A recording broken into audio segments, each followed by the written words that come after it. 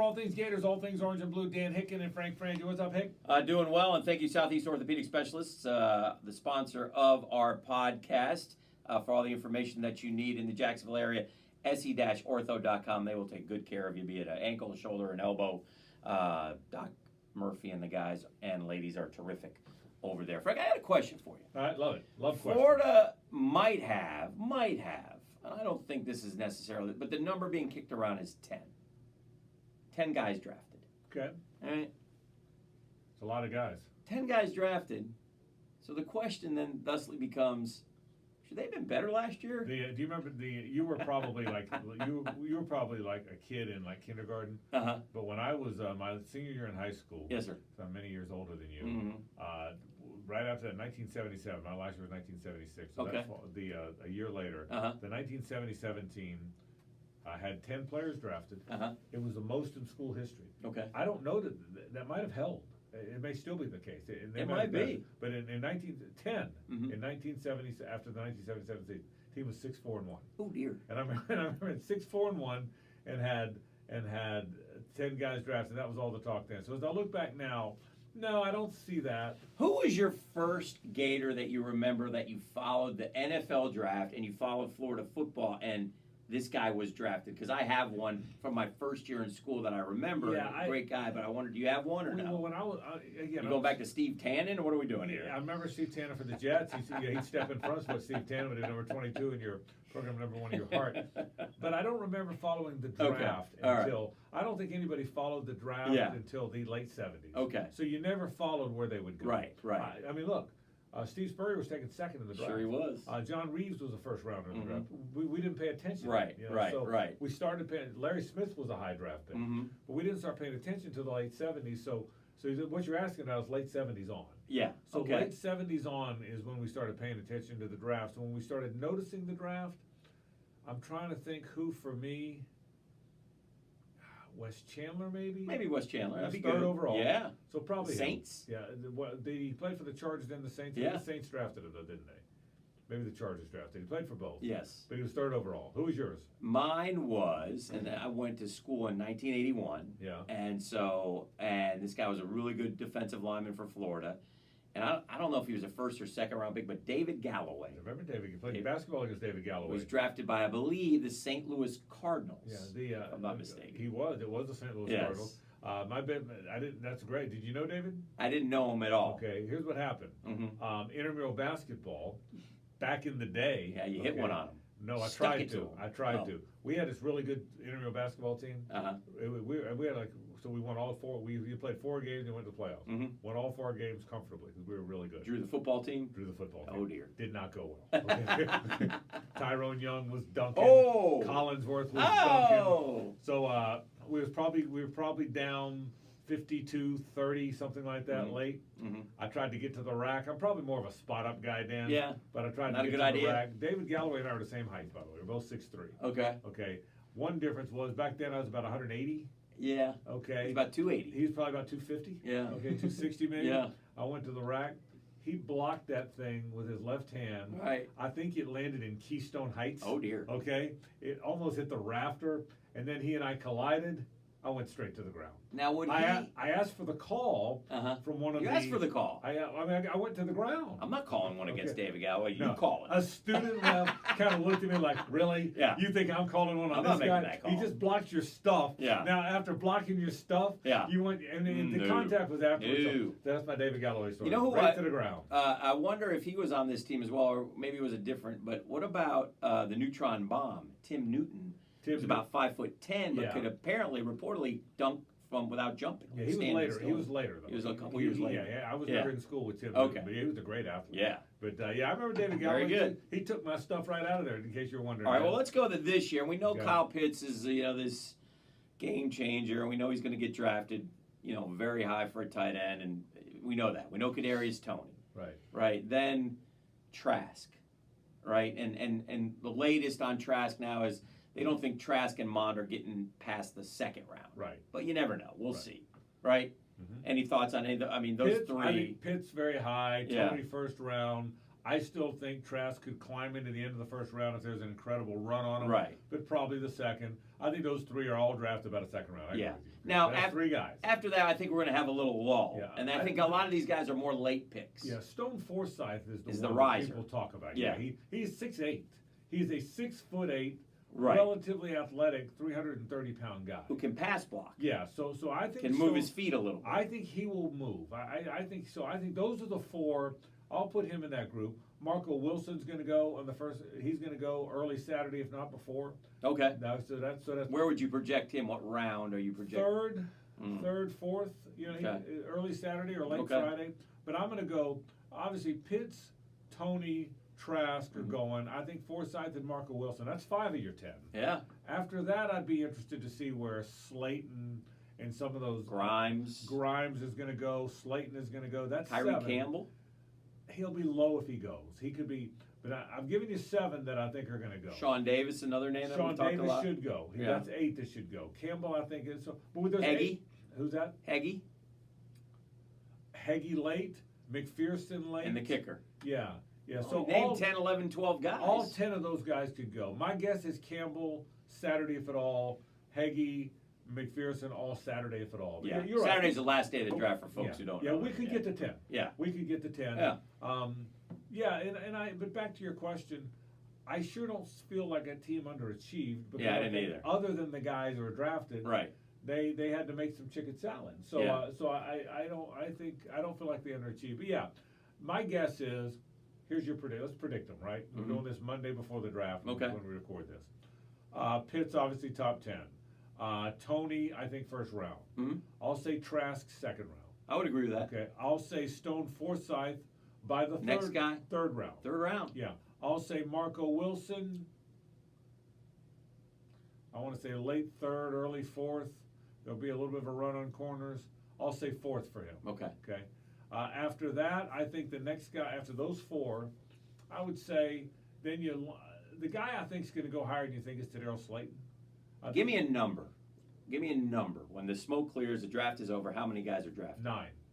I'll take the under on that. Okay, you'll go on. Do you think? Yeah. Okay, I'll go. I think there'll be less. So I think. I'll get free agent contracts, don't get me wrong, but I'm not sure they get drafted. McPherson's going to get drafted.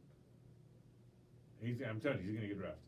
Evan McPherson's going to get drafted. Whether you like it or not, he's getting drafted. I didn't say I didn't like it. Yeah, I was just making a face to our Yes, you did. followers. You're mad that he came out early. You're like my friend Hayes Carline, who doesn't think kickers. Oh, Matt Adam and My friend Hayes Carline doesn't think kickers should ever be allowed to come out early. He thinks there should be some sort of a rule. I like you're that a kicker, rule. you stay in. I like him to go ahead and. I'm coming out early. Not you're a kicker. The rule is you have to stay in. And what do you mean? Yeah. What do you mean you're coming out early? That's right. You're a kicker. You're a kicker. So there you go. But it's gonna be a fun draft to Yeah. follow. As we follow it, the storylines as we develop is after the draft, and we'll talk about this in future podcasts. Yes. The storyline is Pitts truly generational? Yeah, it's Will he going to be change great the to find out. position? Is he this hybrid guy? Has Tony really gone from a guy that might have been undrafted a year ago to a first rounder? And is he fast enough? I know he ran, but I know watching, he's a wonderful player. Physical, change. He's that stop and start, change Yes. direction guy. Peter Warwick, Percy Harvin type guy. Really fun to watch. But is he Percy because he can do all that, or he can and stretch the field, or does he become Peter Warwick, who was 5th overall? But what they found out about Peter Warwick is he wasn't very fast, Right. and he couldn't run away from anybody, and it kept him from ever being a great player in the pros. That'll So be interesting. which of those two is he? Yeah. That's a big question for me. And the third guy's Trask. Does Trask sneak to the back? Peter King wrote a week ago, wouldn't shock him if he snuck into the end of the first round. Right. It would not surprise me if he snuck into the first round. And how good a player will Or is he? he a 10-year backup? Is he? That's the question. Ryan Fitzpatrick? That, or is he a starter? Or is he? That's Is the he Andy question. Dalton? That's the question. Is he Yeah. Cousins Dalton? Yeah. Or is he Fitzy and backup guy? Yeah. That's the question. Yeah. And I don't think we know. No, I don't either. I tell you, I think he's better than other people do, but I've thought that for years. I think he's a really It's good hard player. for me to understand when they say slow-footed because, I mean, he gets back, he throws the ball, and he's accurate as hell. Well, 2 things about that. Number 1, you probably can't do much RPO with him. That some Right. teams Of like course to do. not. Number 2, I don't think there's any question he can move around in the pocket. Right. But nowadays, they do want quarterbacks to extend plays, and he's not that guy. Yeah. He's never going to extend a play. Yeah. He can move around. I think he's got. Can he sidestep? Yeah, though? I think he can't do that. Well, I think he's got. There was a guy named, and again, I'm not drawing a comparison, but there was a guy named Marino who couldn't move. And I think he probably moves like Marino. I don't think he throws it like No. Marino. But I do think he. But I think he can move around the pocket. But again, they do ask you in this day and age of football, with the field spread horizontally and vertically, to extend plays. Right. What will hurt him is the inability to extend plays and to make positive yardage when a play breaks down. Because I don't think he can do either of those. It'll be interesting to see. I can't wait. It's going to be fun. And that's coming up Thursday night, obviously, the first round, Friday, Saturday. So it should be a great time. I can't wait for it. I love the draft. Let's get to hardball. Hardball was it wasn't a great weekend, but it's a good. You win a series on the road, I'll take it. Auburn's not as bad as people said, and they beat a kid named Glavin yesterday. I noticed. How about that? Yeah, Peyton Glavin, Tom's son, pitches for Auburn, and Fabian has got 14 home runs now. Hickey took him yard. He continues to do well. Fabian's in the cleanup spot. Here's my thought. They've won 9 of 10. Yeah. They're playing better. Mm-hmm. And winning 2 out of 3 on the road in the SEC should always be applauded. Mm-hmm. Boy, I wanted a sweep. Yeah, I really wanted, because I thought we got Vandy coming to town. Vandy coming in, road trips to both Kentucky and a really good Arkansas team. Yes. Georgia coming in, who can be good at times. Yes. A lot left. This was the one you needed a sweep. Yeah. Because now you're 11-7 in the league. Yeah. I thought if you'd have gotten to 12-6, 20-10 is realistic. Yeah. Now, if you go 2-1 the rest of the way, Uh-huh. you're 19-11, which is still damn good in that league. Yeah. But Which I'm not sure you're going to go 2-1. No, I'm not. But what you've got to do is, you win 2 against Vanderbilt, Mm-hmm. then you feel pretty good. But winning 2 out of 3 against Arkansas on the road, maybe the best team in the country, it's a tough go. There's some talk that the defense is one of the worst in Sully's era. He's tried to. Well, here, a couple things have happened with the defense. Number one, Rivera did not turn out to be a really good shortstop. Right. They moved him to second. Right. If that's a big part of it. Mm-hmm. So I think they haven't figured out who they want to play where. Right. When the season began, McMullen was their third baseman. Right. Rivera the shortstop, and Acton was their second baseman. Yeah. Well, Acton didn't hit. Right. So Halter replaced him, which Right. is good because he's both offensively and defensively good player. But Rivera didn't play very well, so he moved to second. So Carry On, the freshman, plays short. Right. They move Halter to third. Anytime a team, Dan, is this late in the season, Right. has still been jockeying guys around, that means they probably haven't played well defensively. I think Hickey caught both games of the doubleheader yesterday too. If I'm not Did he mistaken, really? Which is a lot. Asking Yeah. a lot. He's been terrific. But yeah. So and then the pitching hasn't never materialized what we had hoped. What happened was the 2 starters were not dominant. Right. Leftwich is now in the bullpen. Right. Mace has been up and down. You had to go into the season hoping those 2 guys, and I think Sully would tell you. And expecting those 2 guys. They decided to come back. They both were drafted and But Sully, but I think Sully would tell you it didn't play the way he thought it would. He's had Leftwich is now in the bullpen. Alamon, who's going to be their closer, is now the Friday night starter. Yep. Tommy Mace is good, not great. Mm-hmm. By the way, Luke blowing the 6-2 lead on Sunday, the first game. Yeah. That was the horn that hurt. Yeah. This is the 2-14 team in the league. Yeah. And you're up 6-2 late. Yeah. In a 7-inning game. That's the one that really hurt. That wasn't good. But you know what? I'll say what I've said all along. I still think there's a chance they get a regional, probably not a super. But if you don't get a regional, you don't want to be the team where they show up as the 2 seed. Right. You don't. I promise you. I told you this last week and the week before. Probably. Yes. Miami wants a regional. Miami hopes Florida gets one too, because if Florida doesn't get one, Miami shows up as the number 2. And listen, in Florida, you don't talk regional. You talk Omaha. Right. I mean, that's the mark of a successful year, right? I mean, that's what Sully has built, and that's what the expectation is, and that's fair. I mean, that's how good of a coach, good of a player evaluator he has been. So the thought process, the goal is, well, let's get this team to Omaha, and then it's been a good year. Great year. Let's get to some other stuff. Volleyball made a good run. Great run. Ran into Lost a tough one. A very good Wisconsin team. Last sport that the SEC added a national championship to, I think, is the way I understood it. Is that Kentucky won it. Right. First SEC program to win a national championship. I didn't realize that. The only sport, I believe, in which the SEC had not won a national championship. That would make sense. And part of that onus is on Florida, unfortunately, because they were the creme of the creme of the creme for so long. Yeah. Yes. Yeah. And so and Mary Wise has gotten them close so many times, but not quite over the hump. Right. I think they've played in 2 finals and been to Yeah. like 3 or 4 Final Fours. I didn't realize that. Yeah. I didn't realize that they had. I didn't know that. So That's what I'm here for. yes, it is. But softball's very good. Baseball's very good. You want to talk about men's tennis and the gut punch we took there as we were about to add 251 on the SEC? What happened? Tell me. Catch me up, please. Well, we were down to Tennessee. We were down to Tennessee. Okay. And 3-1. We rallied back, tied them, came down to either a match or a point or something, and Tennessee got us. How about that? Oh, look, Yeah. the hated Vols. The hated Vols got us on men's tennis. We were the top seed. I didn't realize that. Tough one. Hey, talk a little hoop for a second. Okay.